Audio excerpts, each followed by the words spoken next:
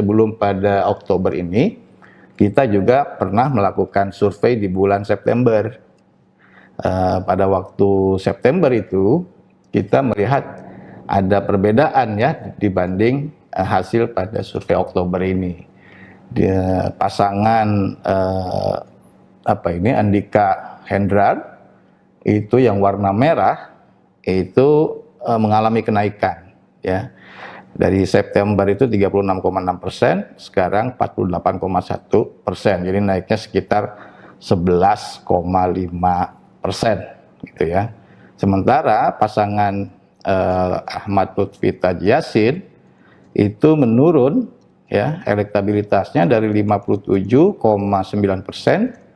menjadi 47,5%. Jadi turunnya sekitar 10,4%. Nah, jadi kalau tadi kita membandingkan elektabilitas kedua pasangan calon pada survei Oktober ini tidak signifikan bedanya, tetapi kalau kita bandingkan dua titik survei, nah kita menggunakan margin of error 2,9% pada survei sekarang, ditambah dengan margin of error pada survei pada September lalu. Ya. Nah, September lalu itu kita surveinya Mas Saidiman sampelnya sangat besar itu, sekitar 7.900-an dengan oversample di berbagai kabupaten kota. Kita hitung margin errornya plus minus 1,8%.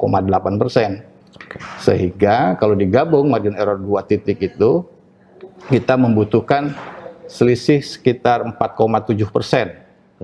Di atas itu kita bisa katakan ada perubahan yang berarti. Nah, kalau kita lihat dari 36,6 ke 47,5 naik 11, itu artinya di atas 4,7 tuh. Oke. Jadi kita bisa yakin, cukup yakin bahwa memang ada perubahan dalam 1 bulan terakhir ini.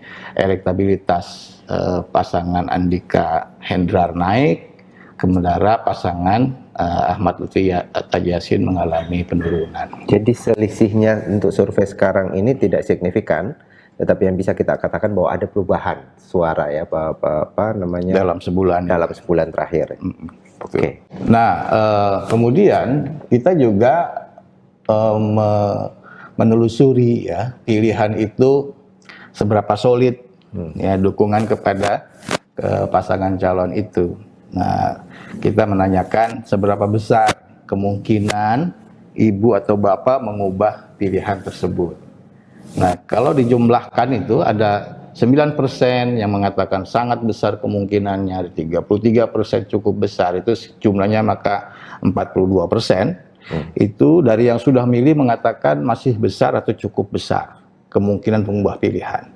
Yang sudah solid 38% kecil kemungkinannya, atau 20% sangat kecil, dijumlahkan sekitar 58% itu yang dukungan yang solid.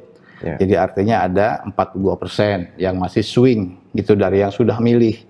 Kalau kita jumlahkan dengan undecided voters ya, dengan berbasis pada total populasi, maka perkiraan sekitar 45% pemilih di Jawa Tengah sebetulnya masuk kategori pemilih yang swing plus undecided gitu.